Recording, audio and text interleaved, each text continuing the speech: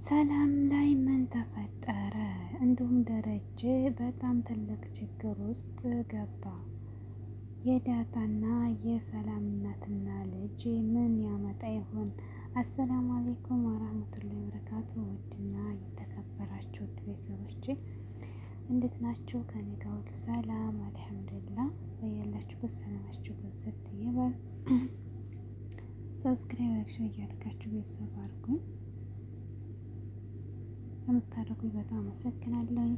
እንግዲህ በቀደም ደረጀ በጣም ለብዙ ጊዜ በሀሳብና በጭንቀት ተጉዞ አለወጣውም ለውጣው እያለ እቤት ውስጥ የተፈጠረበት የትንሽ ጊዜ ስህተት ህይወትን በሙሉ ምስቅልቅል ያወጣል። እንግዲህ ደረጀ በደቂቃ የተሳሳተው ስህተት ዛሬ ላይ ለቤቱና ለአማረው ትዳሩ እንዲሁም ለምታምነው ሚስቱ እንግዲህ እንዲሁም ለልጆቹ ለቤቱ ለትዳሩ መወሳሰብና መበላሸት ምክንያት ሆኖበታል። ይህንም ነገር በጭንቀት እና በሀሳብ ማሰብ ከጀመረ ቆየ። አሁን ላይ ግን ነገራቶች እየጠኑበት ሲመጡ ሀቁን አውጥቶ በመሸበት ለማደር ተስማምቶ ከራሱ ጋር ሰላም እንግዲህ ባደረገችው ማጣደፍና ያችን ልጅን የምጠብቃትን ህይወቴን ሁሉ በሰራተኝነት ለእሷን እየጠበቅኩ እድሜን ለፈጀውላት ልጅን የት ናት አለች ብለህኛል አሳየ ስትለው በጣም አስጨንቀው ነበር። በስተመጨረሻም ሰላም እንግዲህ ደረጀን ልጅን ካላሳየኸኝ ያለውን ነገር ሁሉ ግንኙነታችን ለሚስትህ እነግራለሁ፣ ኑሮ ይፋረሳል፣ ቤት ይፈርሳል፣ አማራጭ ይሄ ነው ብላ እያስጨነቀችው በጣም ጭንቀት ውስጥ ነበር። አንቺም ውለጂ ነፍሰ ጡር ነሽ፣ እኔም ደግሞ ቀስ ብዬ ቤቴ እንዳይበተንና ትዳር እንዳይፈርስ እነግርሻለሁ አመቻችቼ ጠብቂ ቢላትም ሰላም ግን ጭራሽ እስከምወልድ አልጠብቅም፣ ልጄን አውቄ ነው መውለድ እንፈልገው ብላ እያጠደፈችው ነበር። እሱም ደግሞ አሁን ላይ ካልተናገርኩ ምንም አማራጭ የለኝም በማለት ሰላምን ከቤት ወጥታ ወደ ውጭ ላይ እንዲጠብቃትና ከመኪና ውስጥ ሆነው አዘጋጅቶ ራስሽን ተቆጣጣሪ አደጋ ላይ እንዳትወድቂ እያለ በስተመጨረሻም ሰላም ያችን ለብዙ አመት ሰራተኛ ሆና የምትጠብቃትና ህይወቷ ሙሉ ለእሷ የሰጠችውን ውዷን ልጅ ልትሰማ ዝግጁ ሆነች።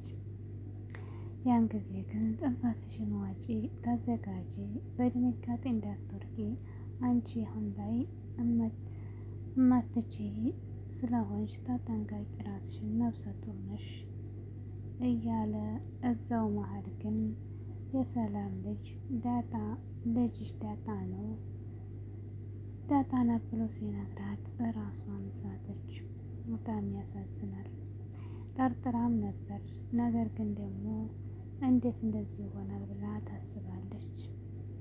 እሷማ ደህና ልጅ ናት ብላ ወዳት ዳጣዬን ለናታ ጋር እንዲያገባትና እንዲዋደዱ ብዙ መስዋዕት ከፍላለች። አንድም በምታደርገው ነገር ትደሰትም፣ ግን ያን ሁሉ ሳታቅና ልጇ ሆና ስታገኝ ደግሞ በጣም ያስደነግጣል። አሁን ላይ በጣም ተዛ ደግሞ የባሰ ጭንቀት ተፈጥሮበታል። ደረጀ አሁንም አቤጌል ልጁ የእሱ ጭንቀት ናይታ መሆን ነው የምትጨነቀው ብላ ትጠይቀዋለች። እሷም ደግሞ የእሱ ጭንቀት አልታያትም። ጭንቀቱ ሳይሆን የሚጨነቅበት ነገር ምን እንደሆነ ለማወቅ ነው። አቤጌልም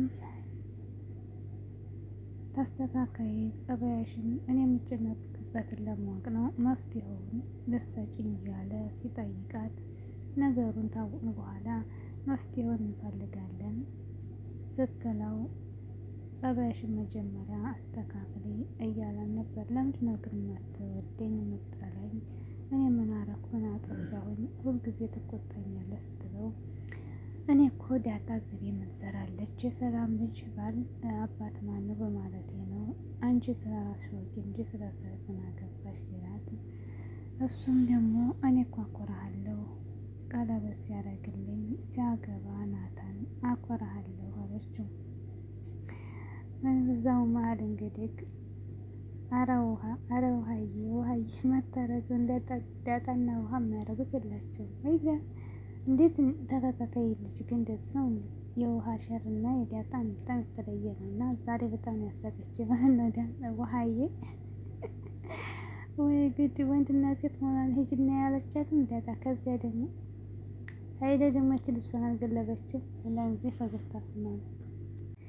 አቢጌልም ናታንን በማሽኮርመም የራሷ ለማድረግ ጥረት አድርጋ ነበር። ነገር ግን እንግዲህ ናታን የዳጣ ብቻ መሆኗና መቼም እንደማያገባት አንቺ መጀመሪያ ሴት ሆን እያለ ራሷን ዝቅ አድርጎ ነግሯታል። እሷም ደግሞ እየማለች በእናቷ አለቅም አለዛ እኔን ካልፈለግ ከዚህ ቤት ምን ትሰራለህ? ውልቅ በል ከቤተሰቦች ቤት እያለች አልሆነ ንግግር ተናግራል። እኔ አጥቼ መሰለሽ እንደዚህ ቤት ተቀመጥኩት ብሎ እሱም ተናግሯል። በቃ ውልቅ ብለህ መር ትችላለህ ብላ እሷም በጣም ከባድ ነገር እየተናገረች ነበር። እንግዲህ ዳጣዬ አሁን ላይ ሰላምታማ እቤት ውስጥ ስትመጣ ዳጣና ሰላምና ሌሎች ቤተሰብ ሴት ሄዱ ስትላት፣ አቢጌል ግን ልጇ ልወልድ ሄዳለች ነበር አለቻት።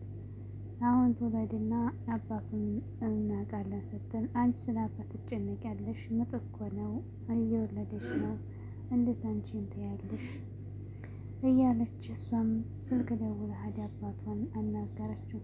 ዳጣም ደህና መሆኗን ከሰማች በኋላ እኔ አብሬያት ሆስፒታል እኖራለሁ ስትል፣ አንቺ አትሆኒም አላት። ዝም መሀል ናርታ ነበረች እና ከሰላም ጋር የነበረችው ሆስፒታል ደውላ አንድ ሰው ይምጣና ዳጣ ወይም